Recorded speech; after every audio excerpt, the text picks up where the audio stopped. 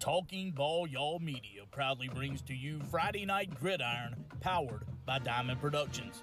Their motto is, we don't set the bar, we raise it. Now let's head out to the stadium and join the voice of the Maroon Tide, Clay Sweet and Ricky Whitaker.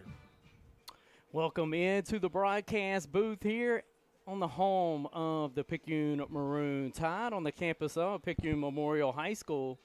Lee Triplett Stadium, the scene tonight, Monday Night Football, and we lied to you in the introduction. It's not Ricky Whitaker to my right tonight. My buddy Greg Ducker, as Rick's away on business, and a neat treat tonight is we'll get Greg Ducker to fill in a color analyst role, as him and I have seen this group, this ninth grade group, play each and every ball game. I guess really, Greg, when you look at it, 7th, 8th, and 9th grade, I don't think that we've missed a snap, if any at all. And so we're going to be very, very familiar with our Picayune Maroon Tide. Thank you for filling in tonight. I'm glad to be here, Clay.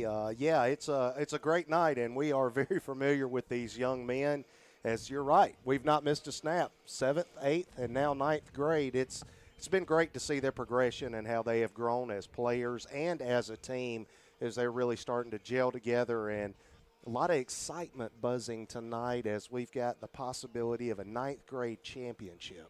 Yep, that's what we told this group. We made the same promise when we were covering Poplarville football, when we follow a program. If the lower age groups make it to a championship, we'll honor that and we'll call that action. We're certainly proud to have Picayune and Gulfport. Boy, what a worthy opponent, an absolute barn burner of a ball game.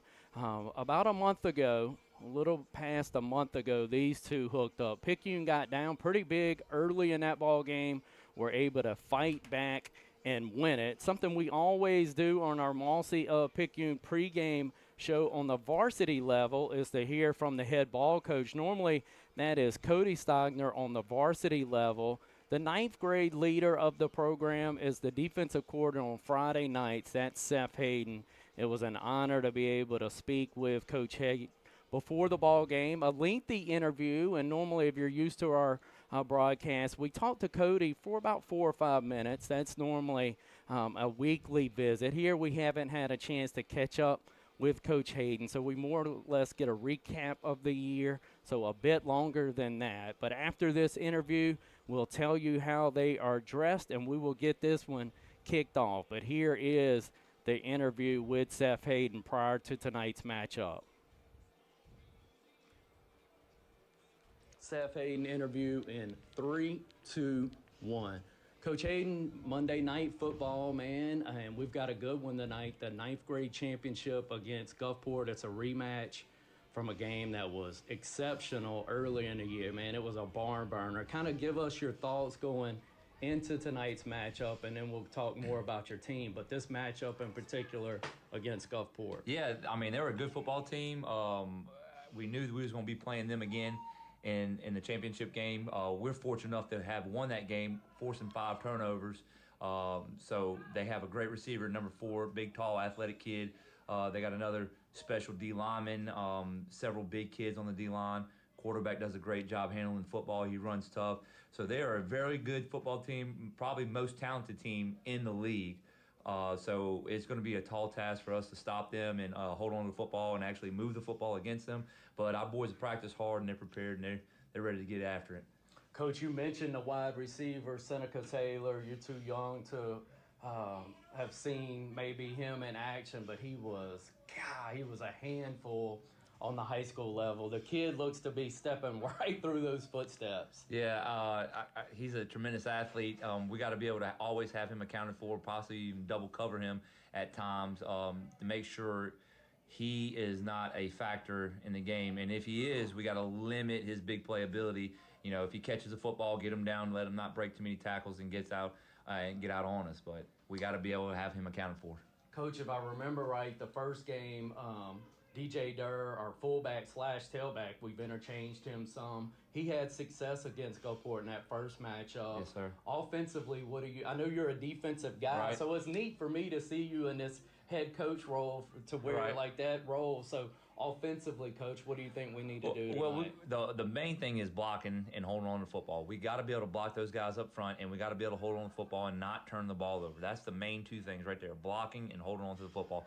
And then we got to control the clock and stay ahead of the chains. We can't do dumb things and have pre-snap penalties. We can't have holding penalties, any kind of personal foul penalties. We got to be ahead of the chains and giving ourselves opportunities to have 2nd and short, 3rd and short, a 4th and short, so we can continue to move the chains.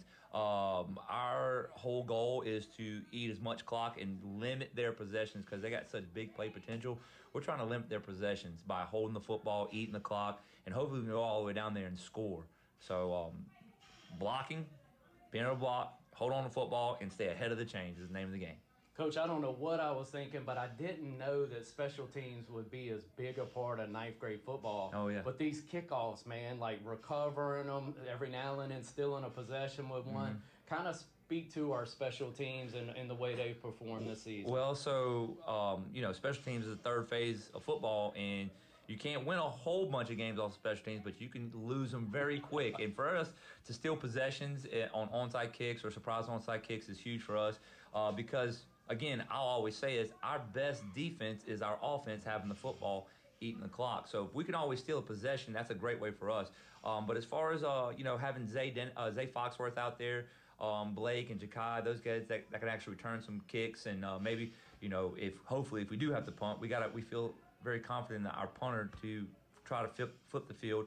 But special teams is that third phase, and I don't want to say a whole lot of people focus on it, but we make sure we emphasize special teams in that third phase of football because you can't win a whole lot of games, but you can lose a lot of games on special. Coach, you can kind of explain to our listeners how this works, but we're playing 7A in the 9th grade. I mean, there's no doubt about that. I don't know if y'all get a choice in that matter, but we've performed well. We've got one blemish and really a game last week, and I don't want to take anything away from Biloxi. They came here and beat us. It was a meaningless game, but we have played really well against a 7A schedule. Yes, sir. So in the 9th grade JV, you're allowed to choose the Division I or Division II, and we always opt for the Division I, which is us playing all the 7A opponents on the coast. And I think that prepares us for, it prepares us for our future in varsity football. Our kids are battle tested.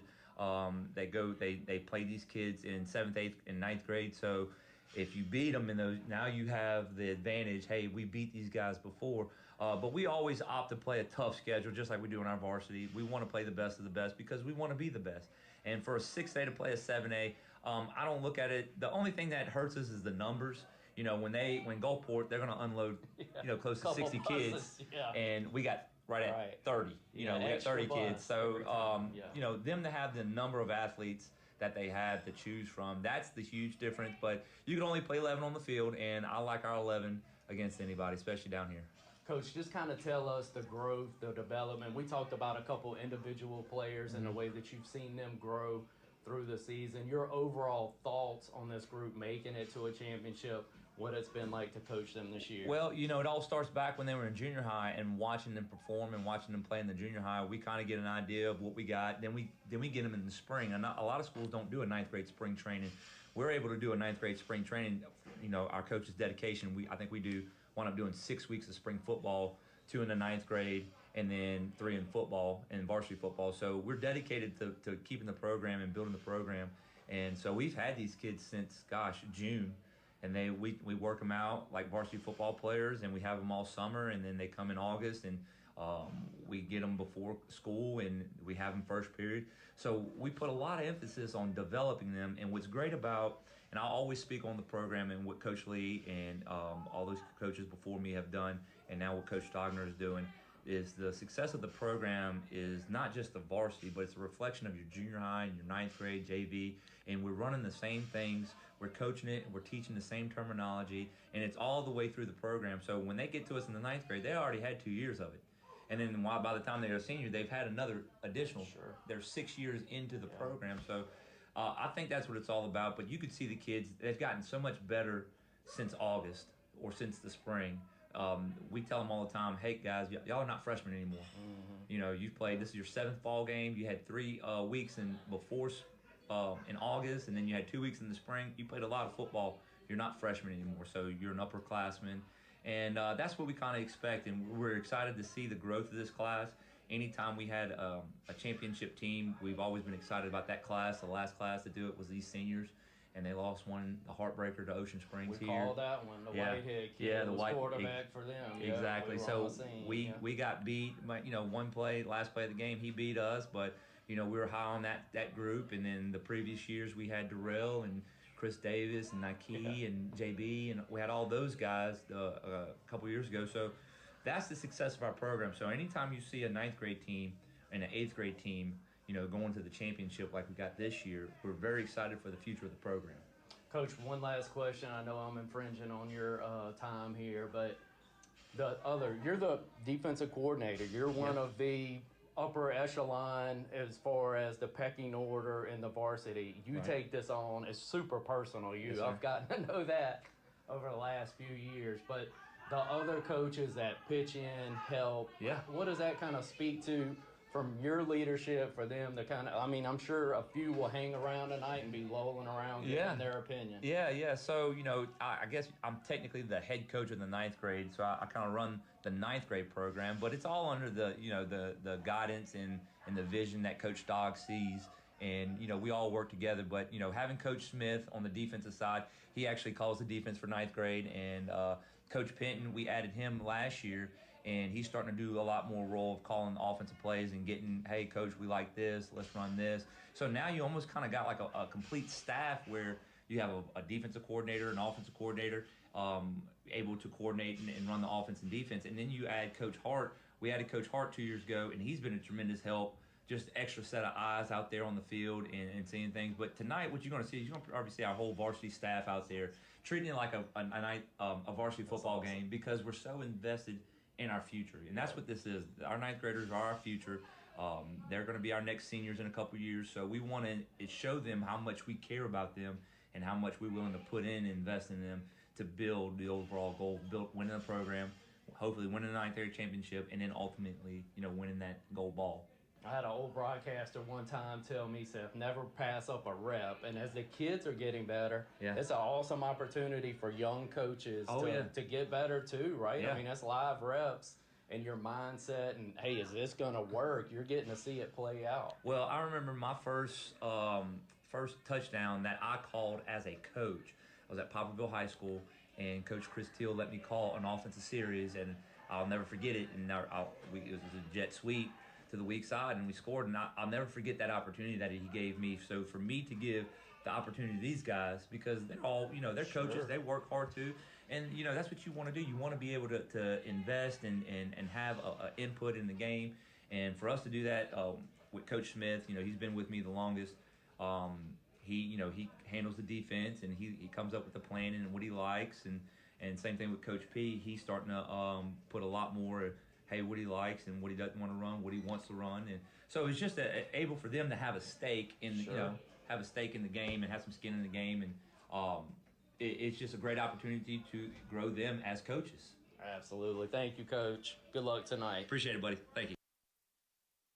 So there, Greg Ducker, a lengthy interview, but a good one, man, with a guy we're honored to be our kids to walk through the program, to have his leadership kind of touch both of our youngins. He's, I guess, had 2 of yours at this point with Ben walking through before. But just kind of speak to what you heard there as we're moments away from kickoff here. Well, the thing I really like to hear from Coach, and he's always very, very enthusiastic about them progressing as players, as building them for the next level to high school play.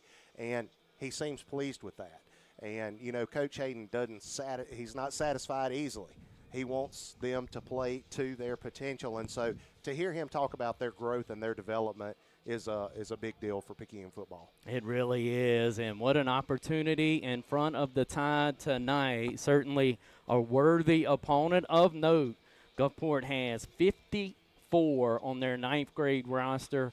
The Maroon Tide with 34 on theirs. Tide going to be without a few tonight, banged up injuries, a key contributor in the backfield, Javion Mason, for most of the year, out with an injury. Here's a kickoff. It's going to be handled by Ja'Kai Hathorn. Hathorn trying to make a cut at about the 22-yard line. That's where he will be tackled down. So the Tide going to go to work first. It was no secret. Coach Hayden said, hey, we will look to eat clock and keep Seneca Taylor right over on the sideline. That's the big bad wide receiver listed and dressed in 4 tonight for Gulfport. That's probably a good plan, right, Ducker? Absolutely. And Clay, being the dad of an offensive lineman, of course, but we all know this. It starts in the trenches. So we've got to see those offensive linemen do their job and move this ball. And that offensive line for the Tide this year has been very, very good. We'll get those youngins name by name here in just a moment. It will be Bryson Faya tucked under center at the quarterback position. A quick give to Zayden Foxworth. Foxworth slammed down, but not before he's able to pick up 4 or 5 tough yards. You'll hear us Call Zay a lot tonight. On Friday nights is Zay Dennis. Tonight is Zay Foxworth, and Seth Hayden had the first Zay mishap earlier in that interview. It won't be the last. We call Zay about 20 to 25 times Dennis on Friday night, so I will apologize in advance to Zay Foxworth, but he did have the first carry and a good one. He's got a little bit of room here, chose to break it back in. That's normally a ball that Zay will bust out. When he looks at the huddle tape, he may wish that he would have popped that one outside and kind of that patented Foxworth run, but he ducked back inside, Greg, and just got what he could out of it. It's going to bring up about a 3rd and 4 here for the Tide. Yeah, a little unfortunate there, Clay. He didn't bounce it to the outside because there was nothing but green grass in front of him.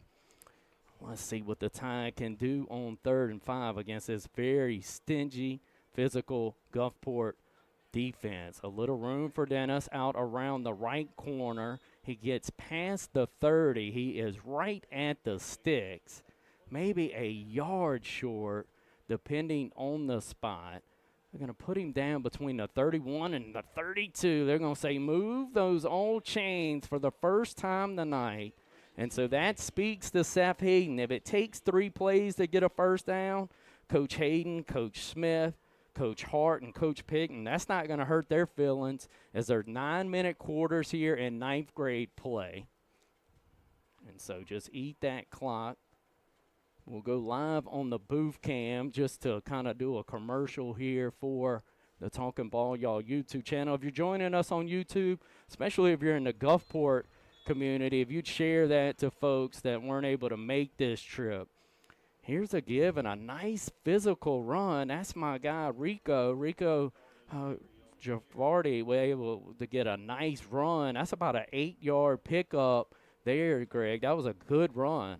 Nice run up the middle. Good blocking up front. Like to see it. And, of course, Rico, a great player on defense as well. He really is. He is a phenomenal football player. Here is DJ Durr trying to get around the right end.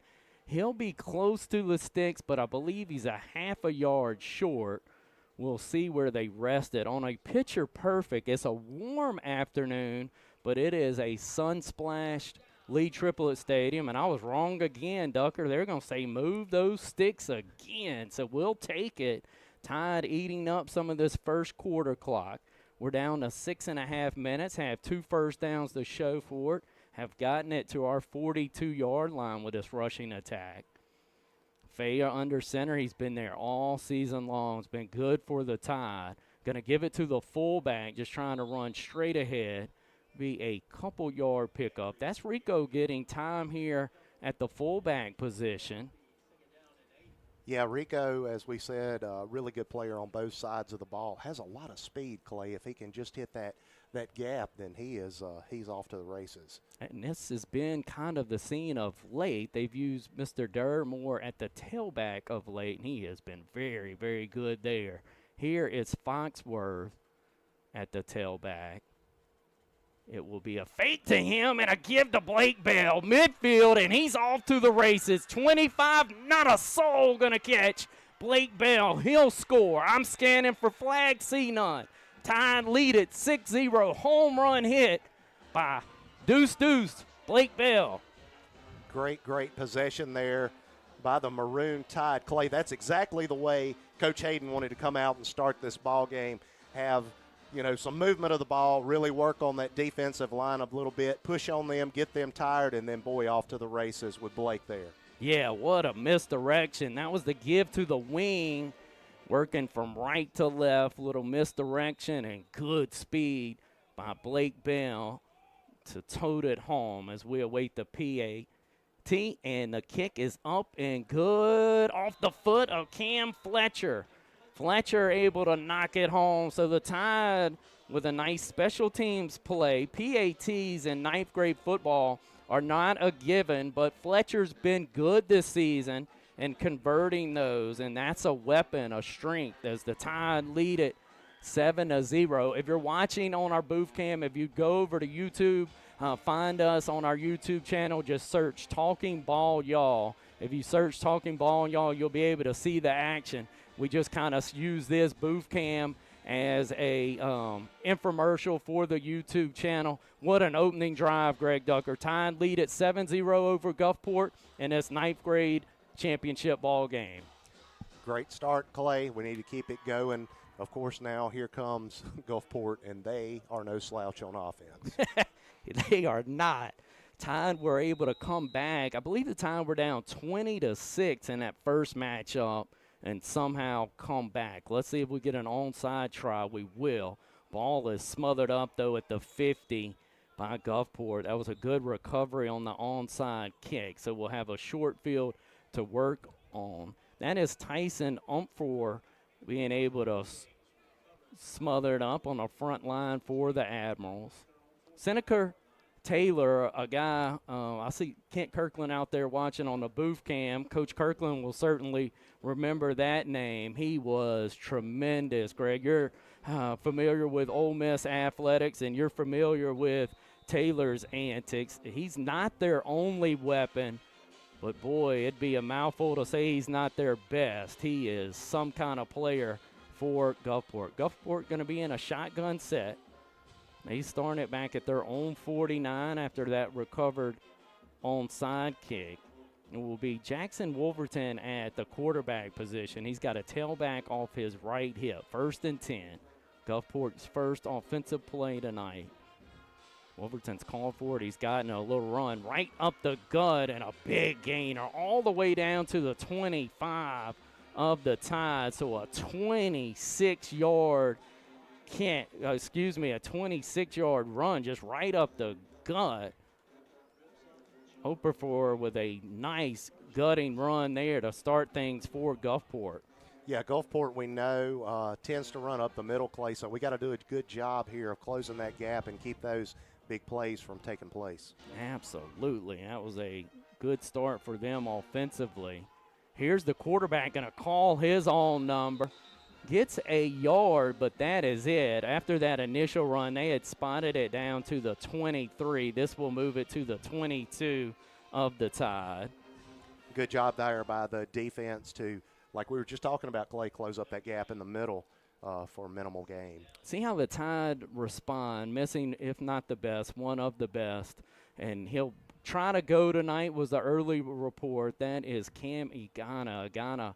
A kid that was banged up last week against Biloxi. Good pressure here for the Tide, the sack. DJ Durr got him back at the 27-yard line. A 5-yard sack for Mr. Durr, and a big tackle for a loss will make it 3rd and 16.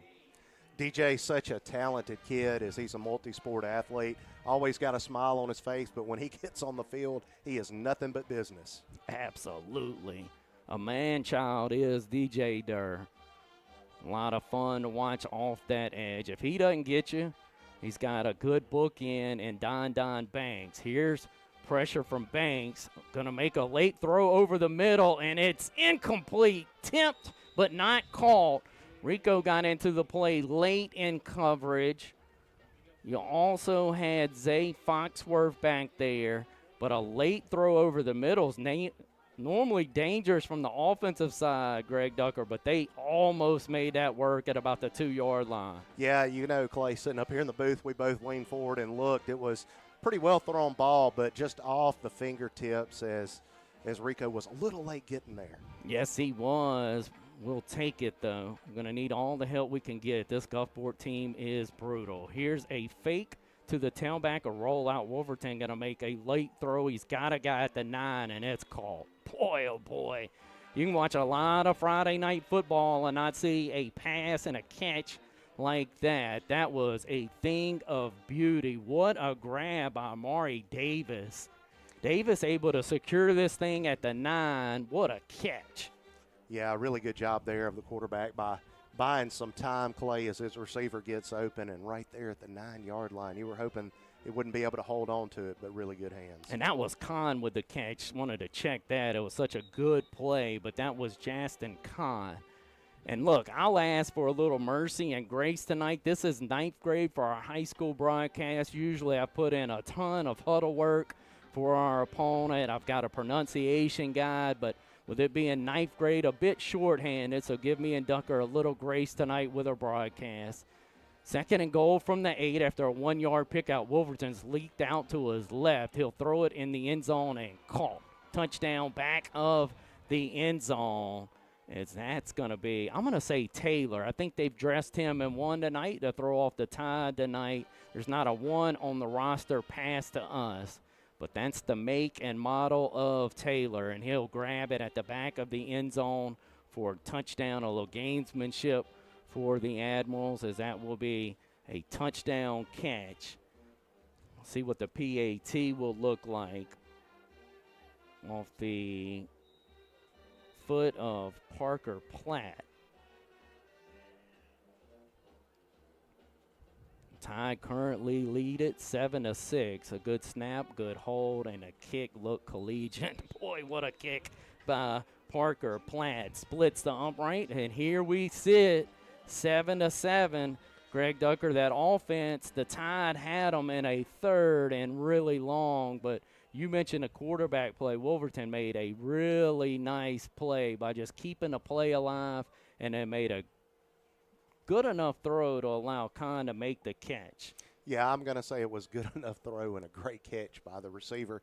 And, really unfortunate on that touchdown, Clay Schuyler was in the backfield, and just off his fingertips, it looked like he might get there, but just out of reach, and Gulfport comes up with the score. Now it's time for Picayune to go back to that patented Picayune offense of ground and pound.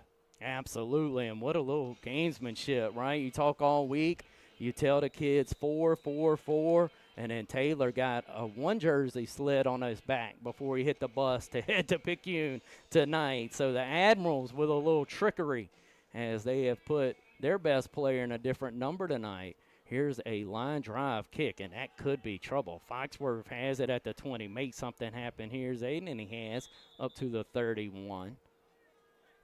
So a decent return there by Foxworth. Talking about Grace Clay is sitting here calling this. Folks at home that are watching this on our YouTube stream, you're going to have to forgive me. I got caught up in the game and didn't update our score bug, and you were probably thinking, what's the score?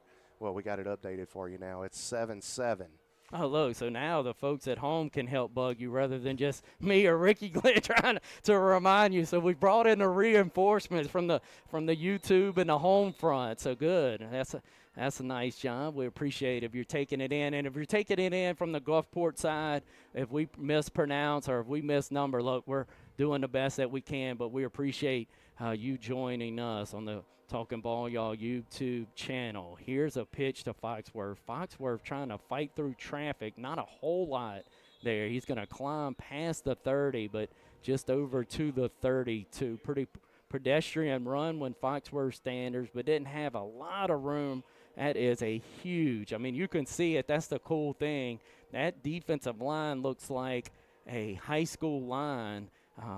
And when I say high school, I'm talking about varsity for Gulfport. That is some big youngins, Ducker. Yeah, they are. They're really big. That can be a problem all night long. Your young man, Matty Dunker's done a good job. He's up there in that front line. We'll get them name by name after this play. It's Foxworth again, just trying to find space, a bit more there. He'll go past the 35 up to the 36. Greg, you were telling me Maddie's teammates up front, if you'll do a job there and just kind of get them named off here before this 3rd and 5. Yeah, we've got Bentley Daigle that's up there. We've also got Zadrian Holt. We've also got that comes in a good bit. We've got RJ that comes in, RJ Reed, and also Jaheim Smith is our center. We've got some movement on the line that they do some substitutions, but and we'll try to get them called as good as we can throughout the night to honor not only tonight but the year that they've had. Foxworth with maybe a yard gain trying to go off the right side. That was that power out to the right. Foxworth's got home run potential. He is incredibly fun to watch.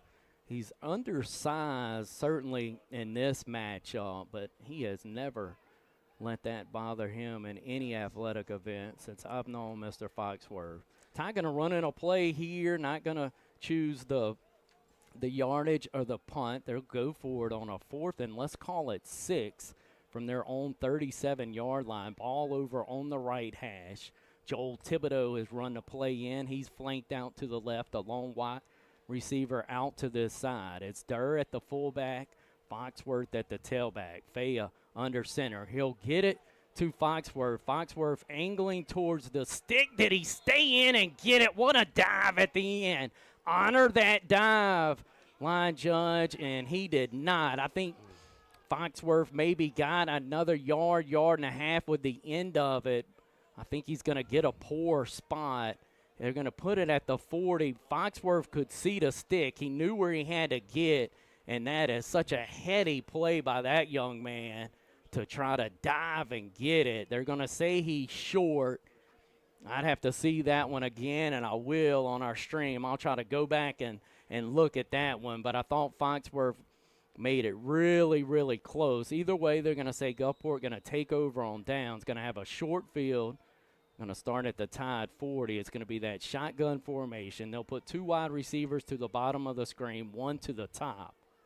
Tailback off the right hip of Wolverine. He'll call his own number. Durr grabbed him early in the run, and look at a guy fighting through. He's out there. He'll get a half stop on the play. Cam not going to be near himself tonight. Rolled an ankle tremendously bad last week against Biloxi. Can't believe he's even in a suit tonight, but he is. He is a tough youngin'. That's the end of our opening quarter.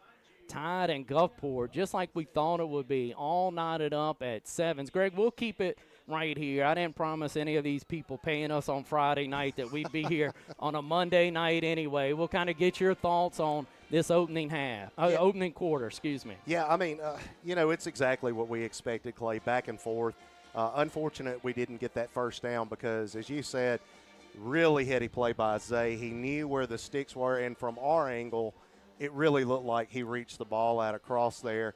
And I'm going to be honest, I don't think that the referee was in a good position to mark that ball. He should have asked for a little help on that. But, a good job all in all by the Maroon Tide on offense and defense. Need a big stop here as we head into the second quarter and try to establish a little bit more dominance. And I want to back up for a minute, Clay, because on that last possession, we had Mason Dressner in there on the line as well.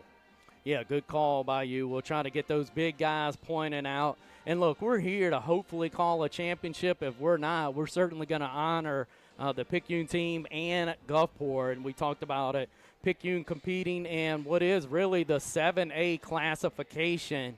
They have played all 7A opponents throughout this year, only 1 loss, and that was last week in a meaningless game up to this point. 7-7, here goes the beginning of the second quarter. A 2nd and 7 from the 37 of the Tide. Gulfport going to choose to run the football, and a nice run. Backing it down all the way to the 25. What a strong run. And he'll go past the 25 to the 24. A lot of yak yards there, Clay, as we've got to do a better job of when we make contact of bringing him to the ground. Otumfor with a strong run. He's been their primary tailback, and he's already hit the Tide with 2 good runs.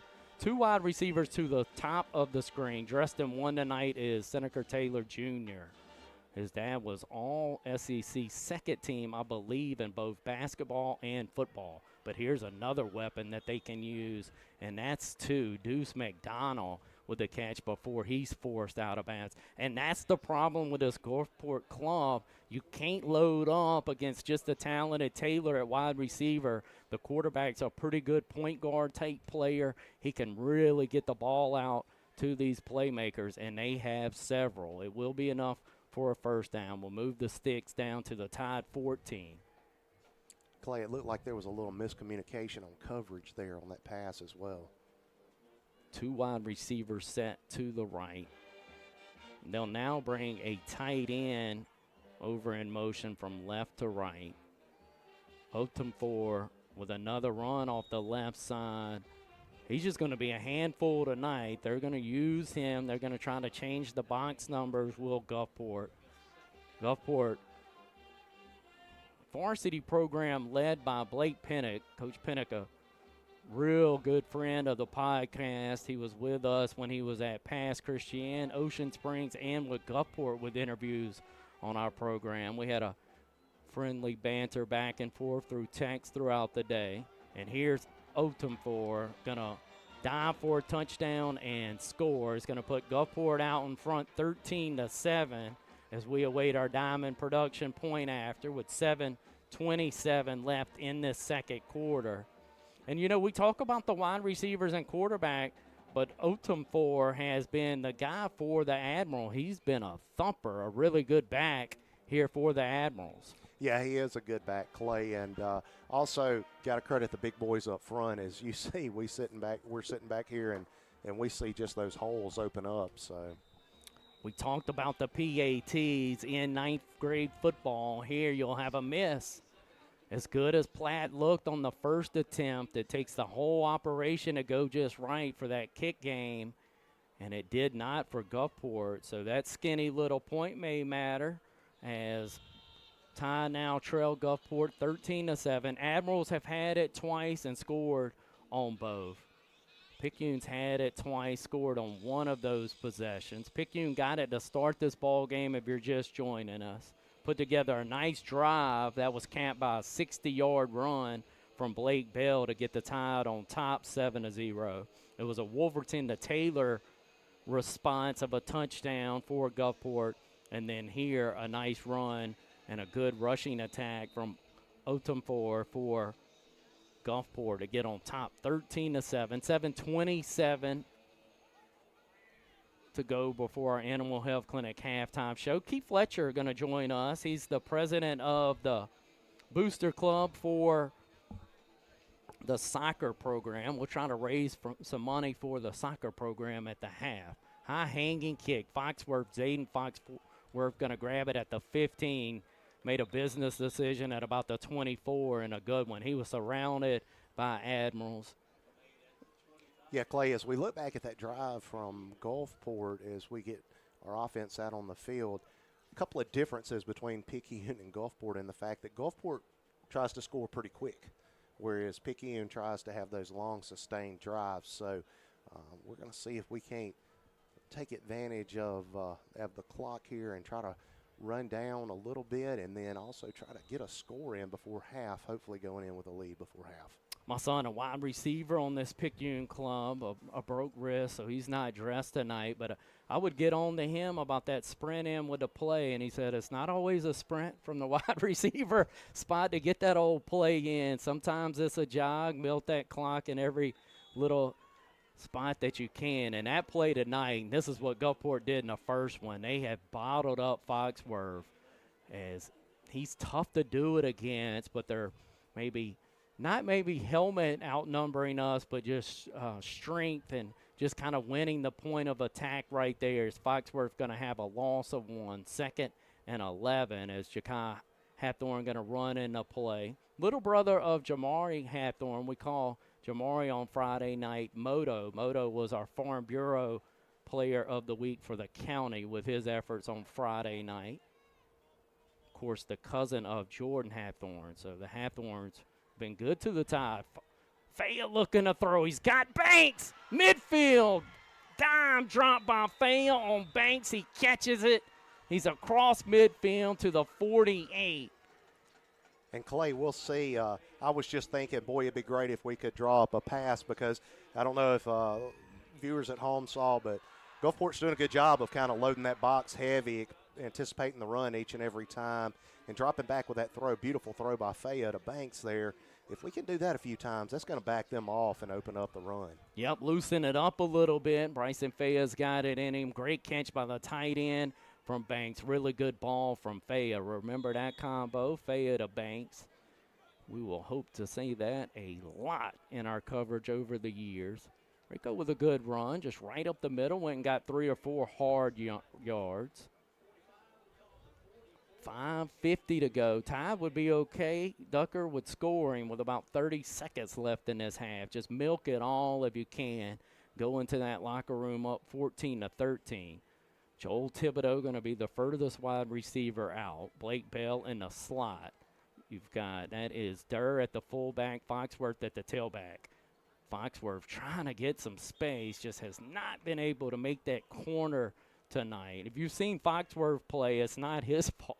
Just no running room, and it's really not our offensive line's fault either, Greg. They are just, I mean, you see the humanity checking in and out. You won't see a whole lot of our guys on the ninth grade level. I mean, they just checked out 77. He wouldn't rest a down for us. I can guarantee that. Not at all. And not only are they big, Clay, but they're also very quick. They are really athletic, and it's 54-34 in the numbers that got on the old bus for Gulfport to make the trip up to Picayune tonight. And so there's a timeout on the field. Tide trail it 13-7.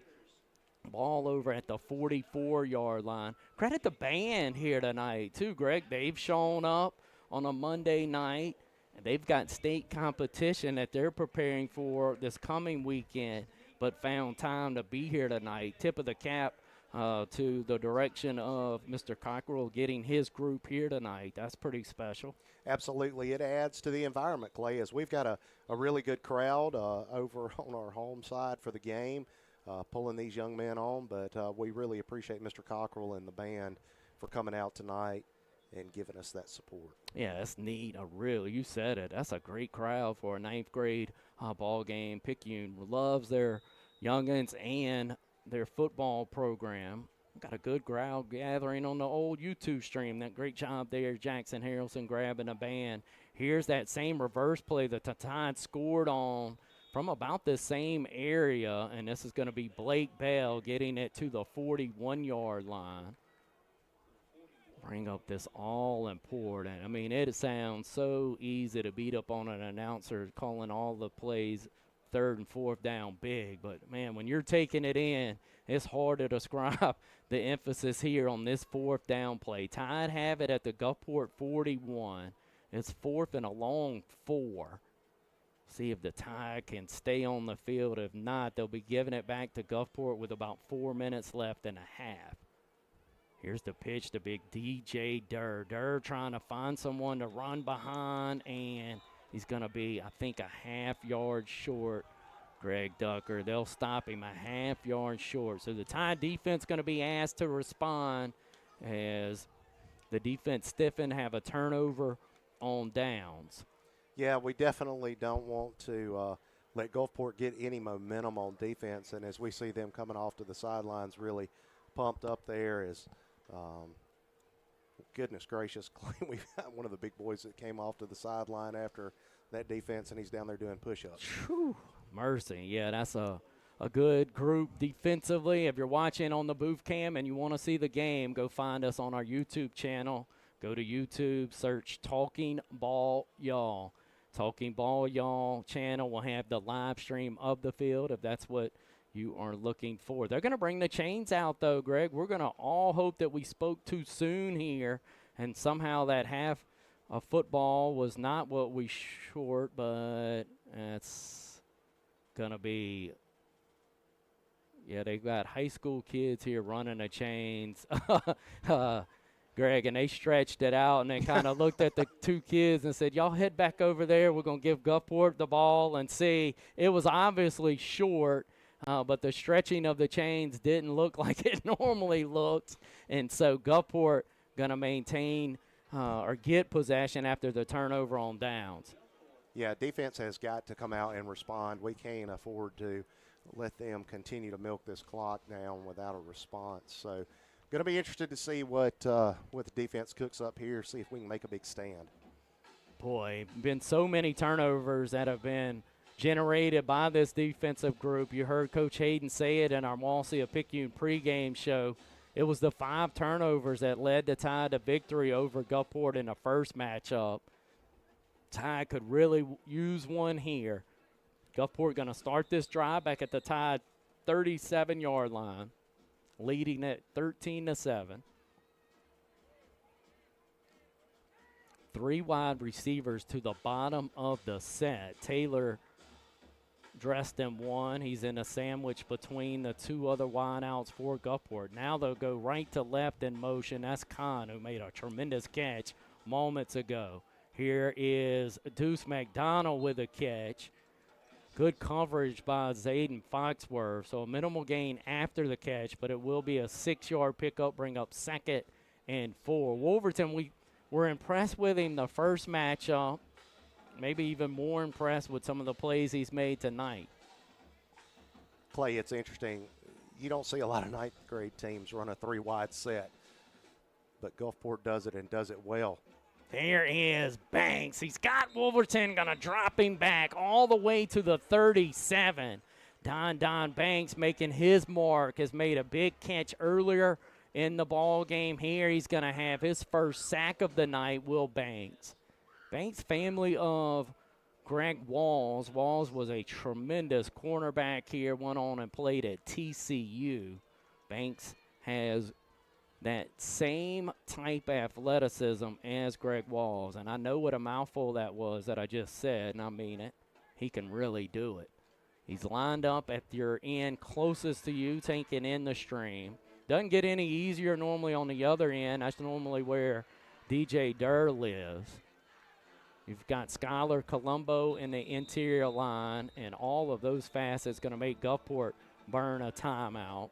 Inside the line on that play was going to be Carl Garcia. He was going to be that defensive lineman out there as well. I want to tip a cap to Cam Agana. He sprained that ankle last week against Biloxi. I told my whole family, I said, we won't see Cam again this year. It just looked like that kind of injury. He's probably at about 70%.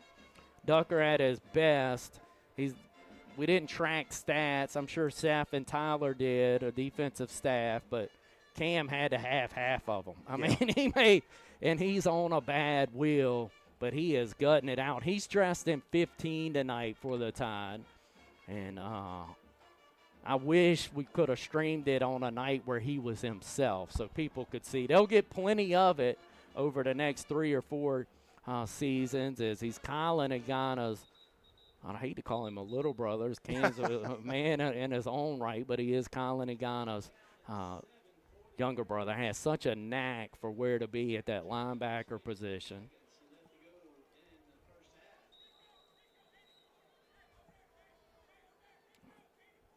See what the Tide can come up with. Rico lingering back there at that safety spot.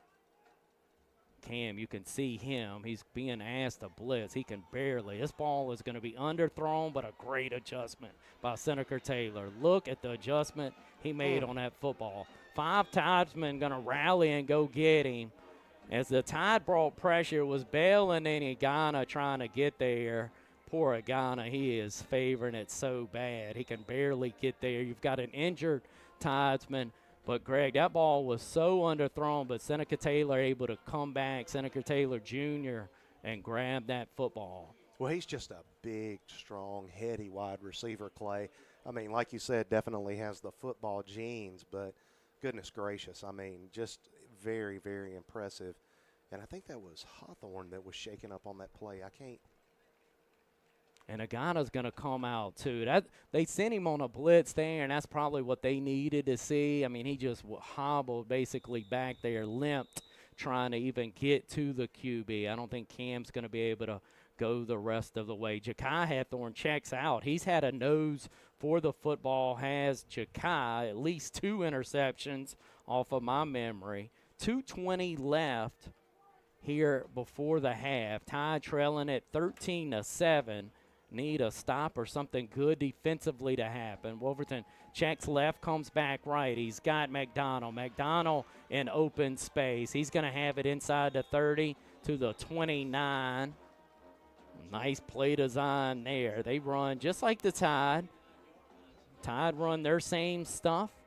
This is what you see from Gulfport on Friday nights. Wolverton runs it identical, too. Like, there's no real drop-off. No. You got dropped into Lee Triplett Stadium. He was identical to watching Friday night. The kids aren't as developed physically, but both of these offenses look the exact same. Going to be an out route and called by Seneca Taylor Jr. Turf Monster got him at about the 22 and kind of helped the Tide. He came back and got it, and in coming back, he slipped a bit. It allowed the Tide to get there and gain tackle, but it will be a 2nd and 4. If he's caught every target, every ball intended to him, I believe he's got 3 or 4 catches already tonight. Yeah, Clay, fortunate on that one for sure.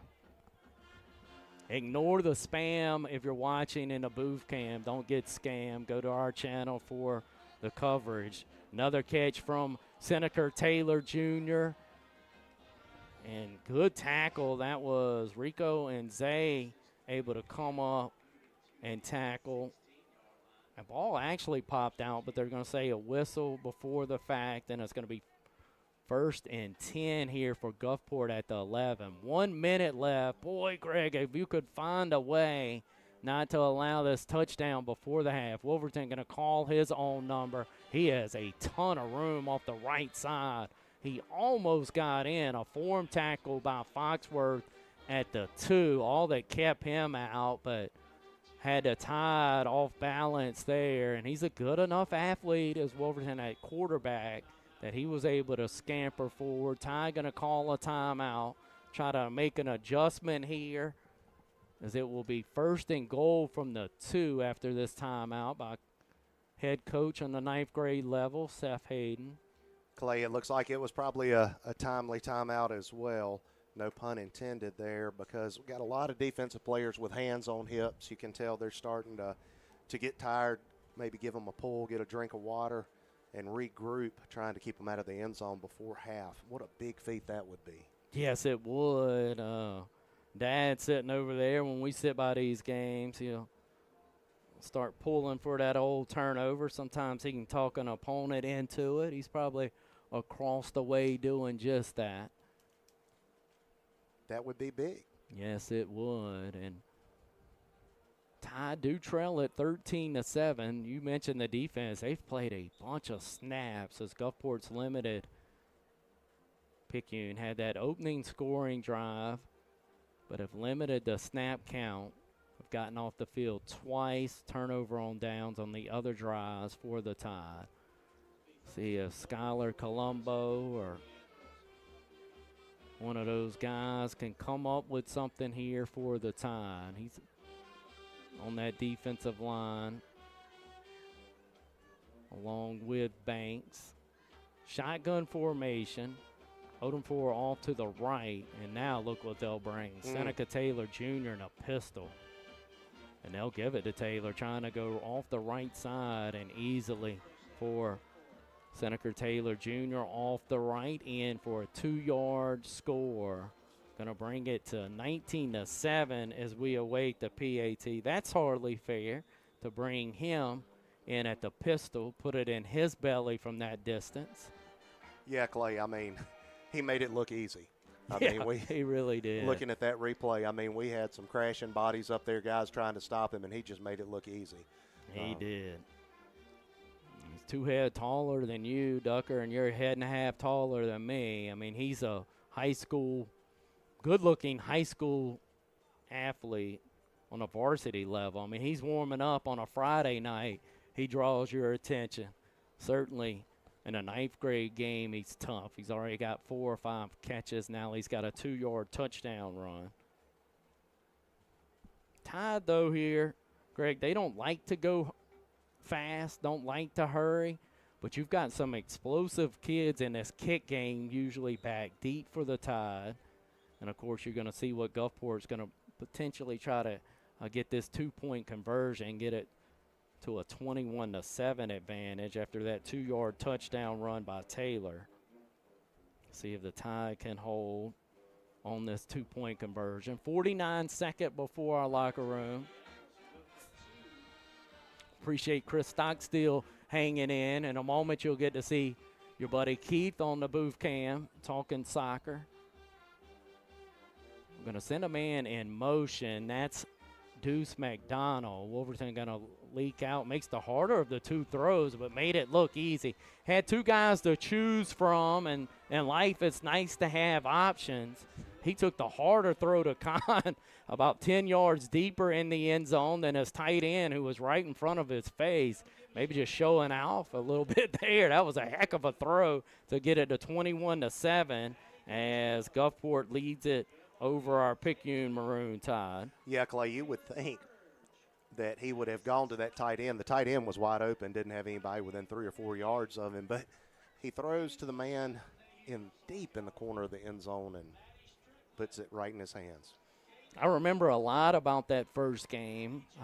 That's a problem of mine. Can't remember much that's going to help me in life, but I may remember basically every detail of that first matchup. But Wolverton maybe a bit better than I remember him being. He has been special here in this first half. A quarterback guru is our high school coach, Coach Pinnock. He'll like seeing what the ninth grade program looks like. That kickoff just sailed right over the head of head coach Blake Pinnock.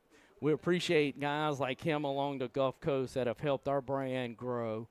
But, man, the home front here, the access that Cody Steigner and his group give us is a godsend. They have been so good. The administration here, the athletic director and Adam Feely have just opened the doors wide open for our group. They know we love the kids, and they've reciprocated that with open arms. See if the Tide can do something. Ball at the 35, their own 35 after the yardage marked off from the kick sailing out of bounds. Faya going to pitch it out to Foxworth. Foxworth, that's kind of been the story.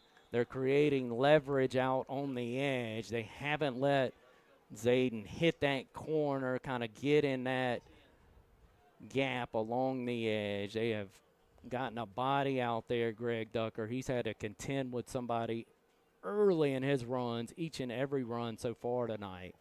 Yeah, what Clay, as our receiver tries to get out there and block, I mean, boy, they are just much bigger and more physical, excuse me. And here's another physical stop from Gulfport. Going to be a couple yard loss. That was Michael Darden. Boy, Darden. Tough. Well, Clay, it looks like we're just going to let it run out and try to go back and regroup at half and come back out and play Maroon Tide football. Yep, after that stop by Darden, Tide going to do just what Greg Ducker has described there and take it to the locker room. Trailing at 20-7. Don't go away. 21-7. Tide were in a similar situation in the first matchup and found a way. So hang in tight for our Animal Health Clinic halftime show. On the other side of this 2-minute timeout, we'll have Keith Fletcher joining us. Keith is the president of our men's soccer booster club. He'll correct me in a minute with an official name of that deal, but we'll get him on after this 3-minute timeout. We appreciate you listening to the 9th grade championship. Picayune Gulfport. Gulfport on top, 21-7.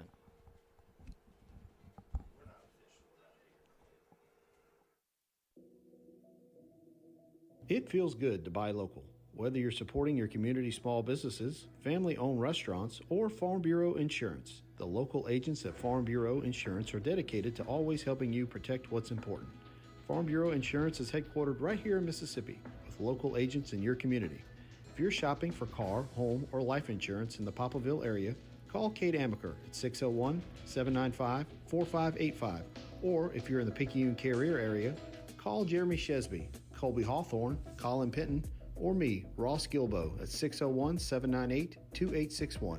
And go with the home team, Mississippi Farm Bureau Casualty, Southern Farm Bureau Life Insurance Company, Jackson, Mississippi. Covering 9th grade football tonight, I made a broadcaster error there and allotted more time than I thought, Keith. I'm used to that thing at the half on a Friday night. On a double band night, man, we can do a whole news telecast with some of these halves. But Keith Fletcher, a friend of mine, I appreciate you joining us tonight. Thanks for having me. All right, Keith, let's talk men's soccer. And we've got a new coach in Nick Middleton. Sam Tavera does such a good job assisting him.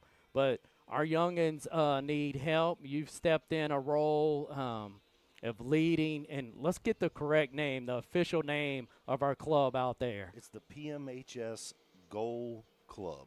Goal Club. Yep, just like a soccer goal. Goal Perfect. Club.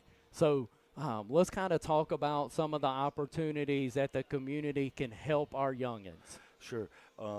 Again, thanks for having us. We're buy low this Saturday from 9 to 12.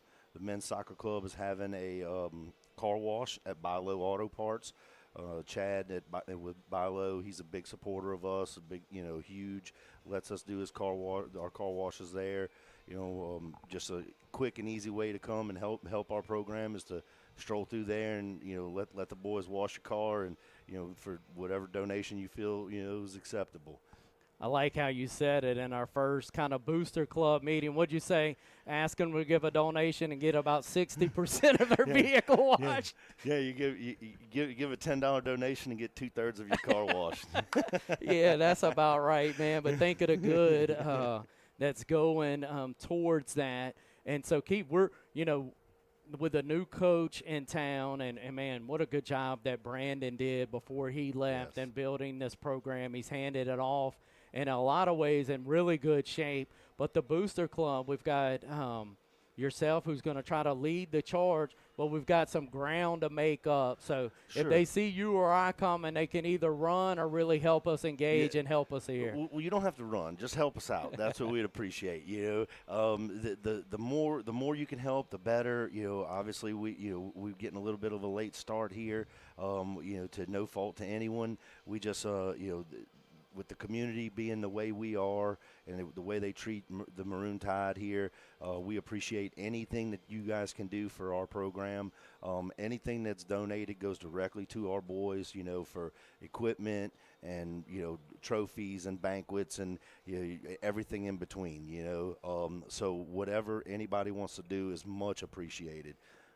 And, Keith, I know it was due a couple days ago, and I know something else is due today, but I want you to speak to if they want to be, I think it was a $250 and then maybe a $500 sponsors, but if they want to get with you and do either one of those sponsors, if they're taking it in on the YouTube channel, how can they do that? I'm not going to say it's too late if somebody's willing to cut us a check. It's never too late if you want to, donate and be one of our platinum sponsors. You can email me directly at pmhsgoalclub1@gmail.com. And, we can get you the sponsorship form. I'll send one of our players, or I'll come myself, or somebody will come and gladly receive that donation. If you do become a platinum sponsor, you get your own 4x6 banner, stays out on the fence right here in front of our field for the whole season. You get a meal sponsor notification, sponsorship, and your big sponsor with your logo on the back of our T-shirt, and we appreciate that. Like I said, that goes directly to equipment, Gatorade, balls, everything and anything that the soccer program needs. That's what that's for. Feeding the boys is the most important because we have several away games, and it costs a pretty penny to feed these hungry boys. And we've already had, we'll tip our cap to them because they've already spoken and stepped forward. IHOP locally going to help us in a couple different ways, which I thought was tremendous to help us get started. Sure, IHOP's going to do some things for us. They're wanting to get back in the community. Go see them folks over there. They've really turned the corner. Several places around town have been sponsors for us. We appreciate everything and anything that anybody wants to do. You can just email me, and it's much appreciated. Thank you. And we're going to have jambalaya plates in a not too near future for sale, selling tickets for those, right? Yes, we are. That's going to be November the 8th, but on October 23rd, we online orders only for Papa John's. You can use the promo code PMHSGOAL-RTD, and that will get 20%. Will go right to our soccer club, and that's in the immediate. So we have this Saturday is the car wash, and next Thursday, October 23rd, get your pizza, watch some NFL football, and help the soccer program out. There you go. Eat away your stress from being a Saints fan like you and I are, right? Yes, indeed. Some serious stress eating to help with that. Is Ty going to attempt an onside kick? Gulfport did a good job of staying away from it. We've got several guys that play football on this group, on the varsity level, band members. We've got a bunch on this soccer team that do a lot yours in particular. He's a cross-country runner. He's the kicker here for the 9th grade club. He's going to play varsity soccer. We appreciate you, Keith Fletcher, for stopping by, man, and what you've stepped up and done for the soccer program. Thank you, Clay. I appreciate it very much. Yeah, man, thank you. And so Gulfport going to have a short field to start as Gulfport leads this one 21-7 out of our Animal Health Clinic halftime show. That was our buddy Keith Fletcher really stepping up to support our soccer program, trying to get some dollars raised for that program. 3 wide receivers to the bottom of this set.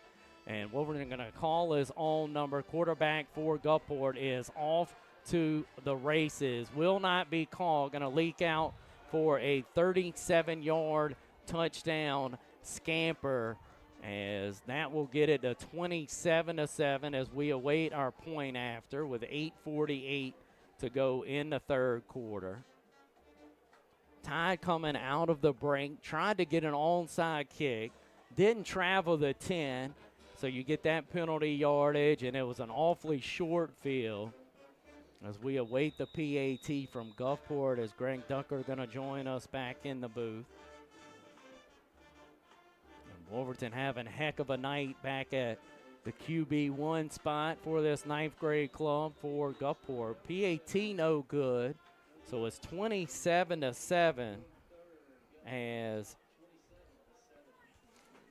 Ty going to have to get something going here, Greg, just to pump some energy back on that far sideline. You worked the sidelines for us on Friday night. You certainly know what the momentum and the feel can be at a point like this, and you're dealing with older kids at the varsity level, but with 9th grade, those emotions can go down pretty quickly. Going to have to gather ourselves with a response here. Yeah, we got to have a couple of leaders really step up, Clay, and talk to their teammates and say, hey, guys, this isn't over. We still got another half of football to play, even though they come out and score, and we're going to have to give it everything we got. We've played hard this season, and it's not time to give up in a championship game. It's not over till it's over. It would be neat if the Tide could get that spark from one of these deep backs. That's Ja'Kai Hathorn on the right, Zayden Foxworth on the left. It's in the direction of Ja'Kai Foxworth, but it will go out of bounds. Good job by Ja'Kai. Good football play there to let that one sail out of bounds. So many times you'll see a guy kind of panic, catch that one, and then run himself out of bounds. But Ja'Kai been around a lot of football, made the right choice, and the Tide going to get pretty good starting field position. Gulfport's been smart, have not given Foxworth a chance to really make a play, both in the kick game and at his tailback position. They've done a good job of getting out wide, and Zayden's probably a smarter tailback than I ever will be, because earlier in the game I said he's probably going to wish he bounced that out, but he took that run and got 4 or 5 yards out of it. And now thinking back, he probably saw something he didn't like outside. Here's a little room, going to get up to the 40, will Zayden Foxworth. Going to be a 5-yard pickup on first down. Good run on first down, Clay. That keeps you on schedule with your downs, and good push up front. And, of course, he bounces it outside that time. And so we're hoping that can provide that spark that you were talking about just a moment ago. Zayden, certainly an easy kid to pull for. Rico at the fullback position. Another one that's easy to pull for, trying to lead the way. Foxworth trying to get out wide. Across the 40 up to the 43. Hardy Quatiz with a nice tackle on the play. And Clay, I'm going to be honest here. I know we don't try not to talk too much about the officials, but it looked like that might have been a little bit of a horse collar as he was making that turn. The guy let go, though. So, but good job by Zay to pick up what he could there. You see Coach Pennick, he's worried about the spot. He was probably blessed with a couple different no calls there as Blake's out there lobbying from Gulfport's spot for the spot. And I'm like you, man, I missed a helmet, and a horse collar. Like they could have been 40 yards in the other direction, and he's giving them a hard time about the spot. There's big DJ Durr. Going to put his head down and go get the first down. And Dressner with a good block out in front. Mason Dressner getting downfield. Holt with a good block downfield, as well as Matty Ducker leading the way. So a good job there by that Tide O-line, opening up some space for Mr. Durr. We're going to see if they go back, Clay, to what we had success with in that first game of the Tide, really trying to work DJ through the middle, pick up those hard yards, as we saw it successful there. That's where he's got a head of steam across midfield. Dump truck the guy at the 42 to the 40. What a big physical run as Durr going to go get 13 rather quickly. Feed him while he's hungry. Mr. Durr, back-to-back good runs. Always get a kick out of his mom in the stand. She says, all right, DJ, you got a hamburger for that one. So that's what you can say on the air that Trichet puts out on that far side. I'm sure she was pretty animated in that first half. Oh, definitely. Faya under center now pops up, surveys it. He's going to pitch it to Durr, trying to get out wide this time, and not going to have much. Out wide, in my description, just hasn't worked tonight. Between the tackles, there's been a slither of space a few times, but boy, Gulfport has just outflanked us all night long, and there's going to be a hold right at the point of attack. 23 for Gulfport. That's Michael Durden. He is a really good football player. He'd be fun to watch with Agana in the same defensive backfield. Oh, Two guys at the linebacker position. That's similar to what Agana looks like when he's 100%, is what 23 for the Admirals. He has been special tonight against the Tide. 1st and 20 after the hold. It backs it up across midfield to the 49 of the Tide. 6 minutes to go in the third quarter. Here's a give to Foxworth. Foxworth trying to dance in and back out of space. He's at the 45 to the 43. That was more of a patented Foxworth run there. Really lost a couple Admirals. There is a late hit on the far side. I'm going to assume that was flagged. Clay, it looks like it has not been flagged, and the coaches are irate as well as the fans. Coach Hayden asking the white hat there why there was no call. Picayune's got a track, what would you say, Greg, about 10 yards beyond the playing surface, and our young man and Zayden Foxworth ended up over on the track after that was all said and done.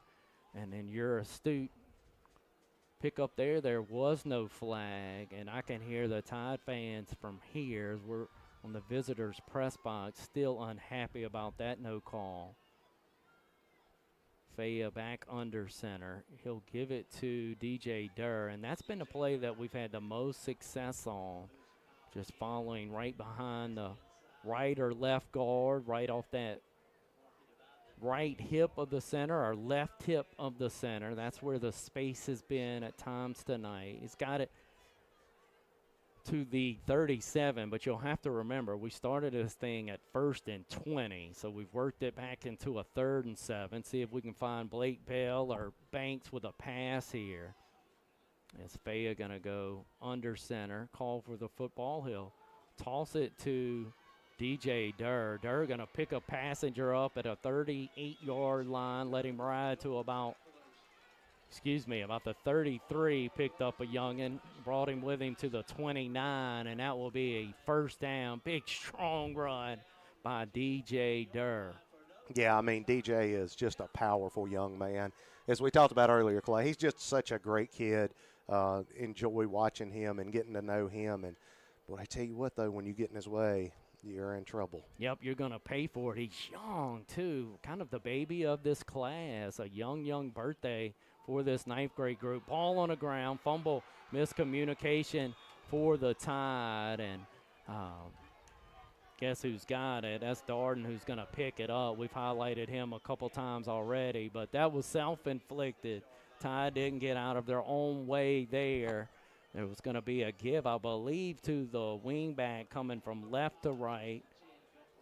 But you had Durr, Faya, and Blake Bell all in the same place at the same time. And then here comes the football out. Yeah, Clay, if you want to mount a comeback. You definitely cannot have those self-inflicted wounds like that. A lot of miscommunication, and Gulfport's going to come up with a turnover. Yep, and this is where you kind of have a little gut check here with 4 minutes left in this third quarter. Find out about your teammates and yourself. How do you handle a bit of adversity in this championship? You've played so well to get here. You want to honor that with a great effort to close things out and great body language. Shotgun formation, 2 wides to the left, 1 to the right, and that's the type of play that I'm speaking of. Full-out effort and a brilliant stop for the Maroon Tide. That was R.J. Reed with a strong tackle made. We know from the high school level and also the ninth grade level, Clay, Picayune is always a second-half team, so we're looking for some of that second-half magic right now. Absolutely. It's going to be a 2-yard loss. Bring it back to the 35. There's a quick pass out and caught. That's Kahn again. What a hit! Holy smokes! Zayden Foxworth comes up and checks Kahn's at the 41-yard line. Mercy. Clay, if Foxworth. that would have been on Friday night, that would have been your rib cracker right there. Oh, man, I may buy him a Stonewalls plate. Look at that shot by Foxworth. Good grief.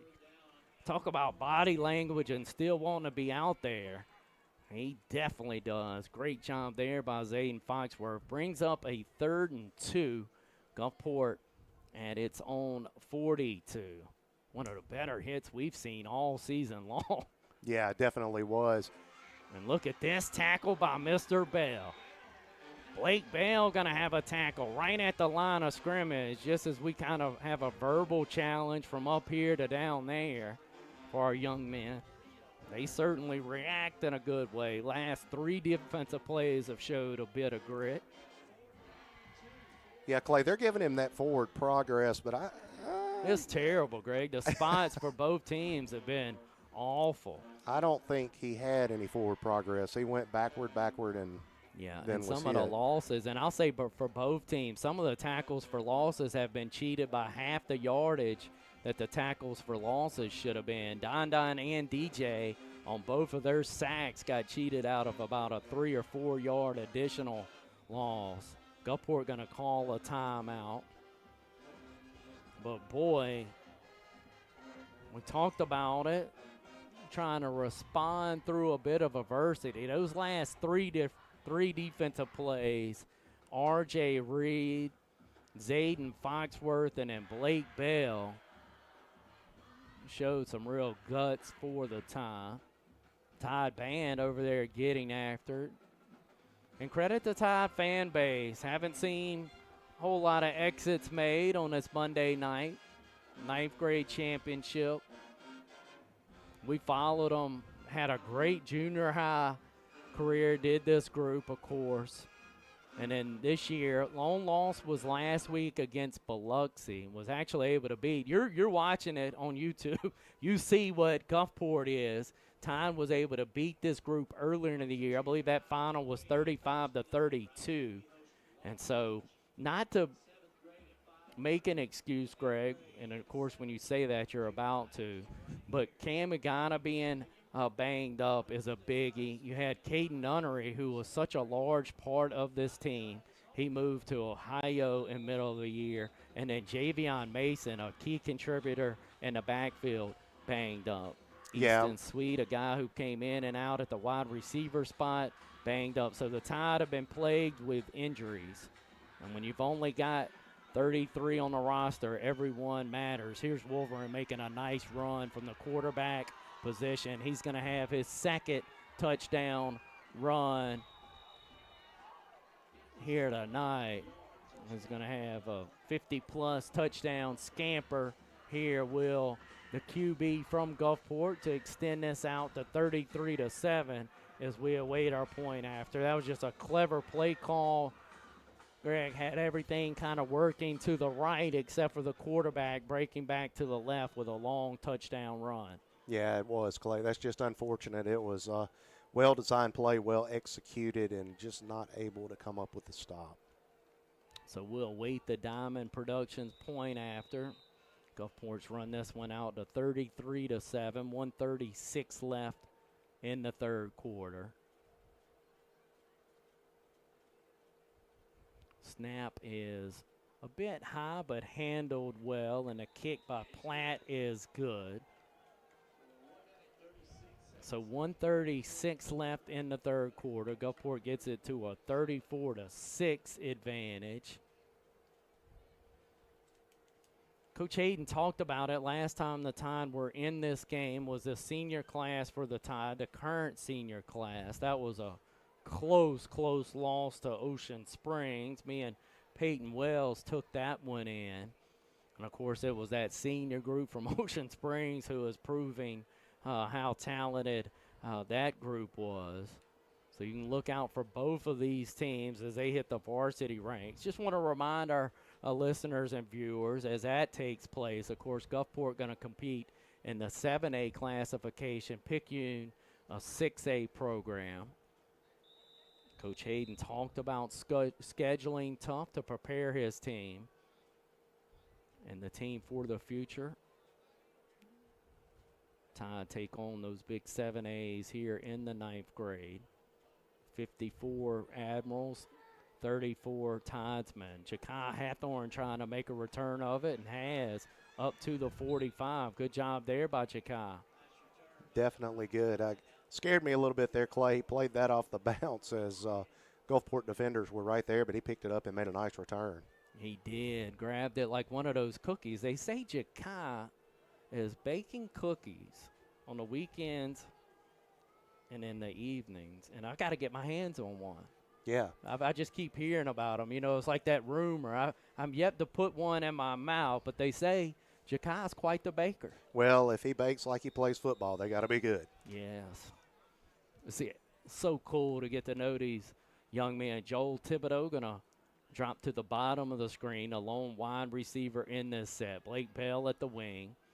It's Foxworth at the tailback, Rico at the fullback. Here is a good slither. Not an interior move. That was by Foxworth. He was the last guy through about 7 yards after the fact. He'll finally fall. Man, what a physical player he is with that build to make the form tackle he made a minute ago, to run the football like he just did here through all the big bodies, and you can see he finishes that run rather nicely. Gets it across midfield to the 49 of Gulfport. Love to see the Tide get a touchdown here. This is Faya. He'll give it to the left side to Foxworth, but he on that other side has been so good. That's 23 again. He's got to have double-digit tackles, does Michael Darden.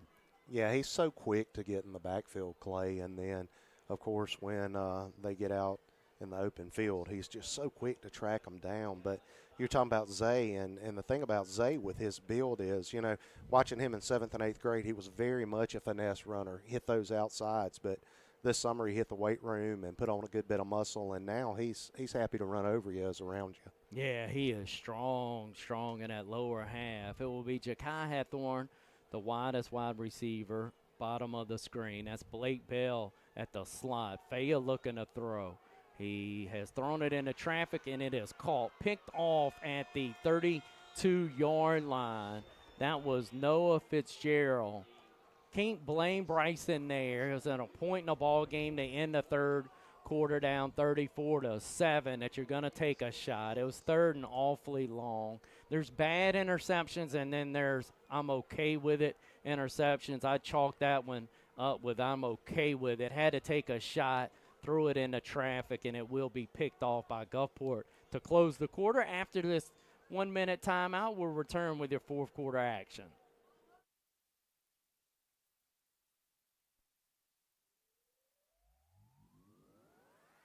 Diamond Productions is a premier live production company specializing in audio, lighting, video, content development, and production management. With an uncompromising attention to detail and a standard of excellence that exceeds expectations, we deliver seamless events that engage, inspire, and impress. At Diamond Productions, the bar isn't set for us, it's set by us.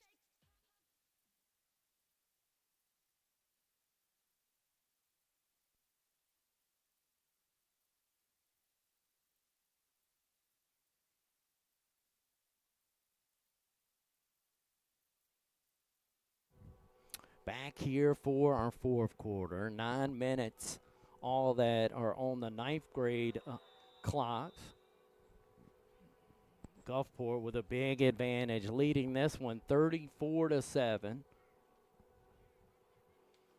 They take over after the interception at their own 35. And really, once again, it's not going to matter maybe in this one, but the interception and the tackle and everything else really was back at about the 31, and they come out to open a quarter break 4 yards out in front. But either way, they'll run it to start the half, and that's another one of their good-looking athletes in Khan, who made as good a catch as we've seen this year at the 9-yard line. That really helped when you look at the way that this game's kind of played out. It was certainly really imbalanced at that point.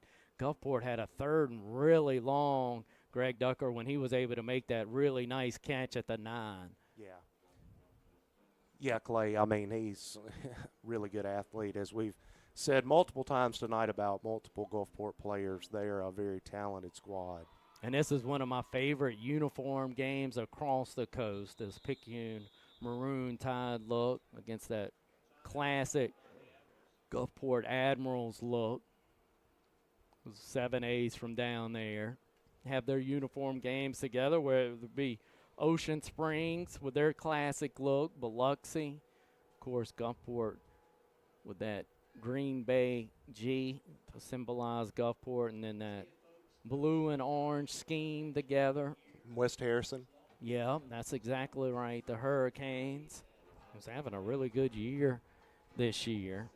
We appreciate you joining us on our YouTube channel. If you're joining us from the Gulfport community, thanks for taking in the action.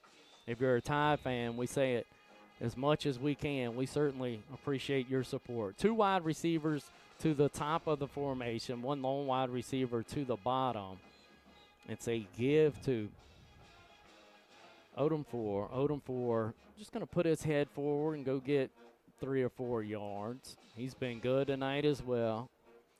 Clay, and you think even in spite of the score right now, Coach Hayden's got to be pleased with his defense. They have come out on this possession, and they're not quitting. They're playing hard. They're moving to the ball, securing those tackles. So that's promising for the future. It really is, and some of it's they got to see him at 7:45 in the morning. Oh, my gracious. What a blessing that first period, 9th grade football has been. I mean, he has certainly enjoyed getting his day started with that, as here's Wolverton with another good run. He's been almost flawless tonight. I mean, I really can't think of a choice that he's made, an errant throw. He's been almost perfect for Gulfport tonight. That's the thing. Gulfport last time helped us a little bit, and we were more at full strength. Tonight, Gulfport hasn't helped us at all. They have made all of the right plays. Yeah, and coming into this, Clay, and that's probably exactly what they talked about in their locker room was, look, guys, we had this game won last time and we gave it away. So you have to think coming in that they said, no, we're going to show them exactly what we could do and should have done. Coach Pinnock, the varsity head coach, be hard-pressed to say he wasn't the head coach of this one tonight, signaling the play calls in from the sidelines. 2 wide receivers, top of the screen, 1 to the bottom for the Admirals. H-back tight over on the right side. Different tailback. And look at Skylar Colombo dislodge it. It will end up back in Wolverton's lap, but what a highlight reel type play that was for Mr. Colombo. Skylar with a nice tackle and got the football out to boot. Good job there, as Gulfport going to have to retrieve it about 5 yards back behind the fact, but a really good individual effort there by Colombo. Yeah, really great effort by Colombo to wrap him up and also strip that ball as he's taking him to the ground. So good job, Skylar. Skylar, your ace back in the Little League days. Helped you run the table in a postseason tournament, didn't he? Yeah, for a little while, and we ran out of pitching. Ran out of gas. Him and Joel Thibodeau on that team as well, or am I mixing teams? We didn't have Joel, yeah. Mixing them a bit. And it's going to be a whistle down really at the line of scrimmage. That was a great job of about 3 or 4 Tidesmen rallying to the football. Foxworth, Rico, good job getting there. Also in on that play was Jaden Goss. Gulfport now taking their time, Clay. They're happy to let that clock tick away. As we talked about earlier in the game, their offense is usually pretty fast moving, but they're going to milk as much of it as they can.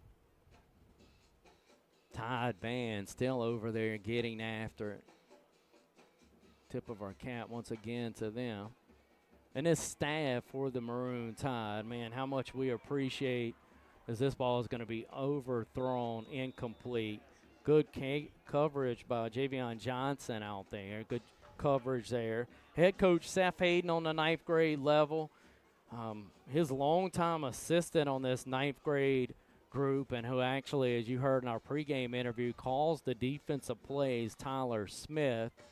And then you have Coach Hart and Coach Penton, who have pitched in mightily as well. We certainly appreciate them. And that's not broadcaster speak. No, we're parents up here talking about this ball game tonight. Like, you don't have any idea how much we appreciate you taking care of our youngins for not just that hour and a half to start the day on the long bus trips and everything else that goes with it. Yeah, I mean, the coaches are fantastic. You know, they don't just coach the kids. They love the kids. They support the kids. It's not just during football season. It's year-round. Absolutely. Pistol formation here for the Admirals. Wolverton going to give it to another back, and that is Colombo making the exact same play he made on the left side. He's duplicated on the right of Skylar, a one-man wrecking crew on this set of downs, almost single-handedly going to get the Admirals off the field. Great set of downs there by Colombo. Really good pitcher on the other side. A ton of these 9th graders are two-way, three-way players. Do a bunch. You have a bunch of baseball players on this group. A good amount of soccer guys, some swim guys, some cross-country guys. This roster, only 34 of them, but it's a strong, strong 34.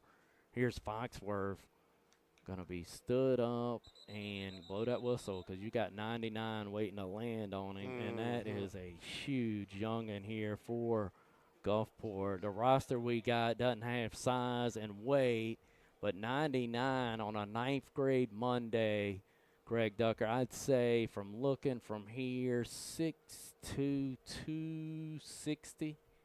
He's got to be more than that, Clay. I mean, maybe. That is a big young. And if he dropped him on a Friday night, he wouldn't look out of place starting on a defensive line on a really good club. That's the reality of it. Foxworth trying to fight him again. He'll spin out of his way, thankfully. He will lose a couple yards in the process, but. And, Clay, we've talked about it, and I'm sure it comes across on film and as our viewers are watching on YouTube, and we do appreciate you joining us on our stream. But, golly, man, they get in the backfield, and you think you've made a miss, but their guys are so quick to the ball. It's really difficult to find that seam. Yeah, and that's a good call from you. If you're taking it in from Gulfport, they're probably sick of me hearing about the 7A and a number differential. This is a fine football team, whether classification or whatnot. The size is there, but then the speed and the intensity. Here's a throw by Faya down the seam, incomplete. He was trying to find Bell with it, but it is incomplete. That brings up 4th down, Clay, and you got to think this is going to be the last offensive play for the Tide unless we can make something happen, which we're always hopeful. Good group of young men out there who make good plays all the time, but if we come up short on this one, this is going to do it for the Tide on the offensive side of the ball. But I tell you, we've got some really, really good athletes out there that are capable of doing anything. And when you look at it, Greg, the way it started out, Tide scored on its first possession. Here's kind of a reverse look to Foxworth, and finally he's going to be able to find himself in some space. But look at 99 getting back involved in that play. He ran a long way from the Admirals' perspective to get himself back involved. So that will do it. Gulfport going to take the 9th grade championship tonight, 34-7 over our Picayune Maroon Tide. A tip of the cap to an outstanding group of youngsters and a well-coached club. We've talked about it ad nauseum how much we really respect and love what this staff has done with this group. And then a tip of the cap to the way the guys work, too. I mean, there's been a lot asked of this group, and they've answered the bell every single time. So good job all the way around for the 9th grade Picayune Maroon Tide, and a tip of the cap to the Admirals. That is a fantastic group of 9th graders that have won this football game and won the championship tonight, 34-7. Yeah, I mean, they are a fantastic football team, and we'll see these kids again play in high school. And that's the thing I want to say, Clay, is I know that our young men are disappointed. They had a fantastic season, got to the championship game, and you know they're going to be upset about this loss tonight. But this is not the end of football for them. This is just the beginning. Next year, so many of them will return as sophomores and take that next step in high school football, and they've got a good future ahead of them. Yep, and you'll never have to beat Gulfport for a district championship or a state championship. That's the right. reality of what this is in front of us. You hate to say it's unfair, but the reality is there can be a year when you win your 6A state championship and hang around wherever they're going to play for the 7A and tip your cap to them, but this will be the last time that these two are on an even playing field. And some of that's for a good reason. Seth and this group's not going to back up and make excuses, but when injuries start to pile up, you grow thinner at the 6A level with a smaller roster. The reality is it's just tougher. Gulfport, big win tonight, going to win the 9th grade championship. If you enjoyed our coverage tonight, please subscribe, tell a friend. If you didn't, we did the best that we could. Please join us again on Friday night as we'll have varsity action. That will be the Tide and the Hawks of Hancock here for homecoming at Lee Triplet Stadium. That will be a 6:30 Mossy of Picayune pregame show. We will have a preview podcast with Coach Michael King, head coach of Hancock. That will come out at some point in the next couple days. Greg, I can't thank you enough, man. This has been not the result we wanted and not the easiest kind of football to talk about when the team that you're covering kind of gets run away from a bit at times in the second half, but you've done a great job, and I appreciate you being here. Man, it's a privilege and an honor to do so. It's great. We've gotten to know each other real well through our boys, and you're a good friend, and I'm glad to be up here with you. And for those of you that have joined us tonight, the commentary will get better as Ricky will be back Friday night, but I appreciate you letting me be a part of this tonight, Clay. We appreciate the friendship, and we appreciate what you've given to the podcast. So Gulfport going to take it tonight, 34-7 for the final time. The 9th grade championship goes to Gulfport. Till you hear from us again, love God, love people.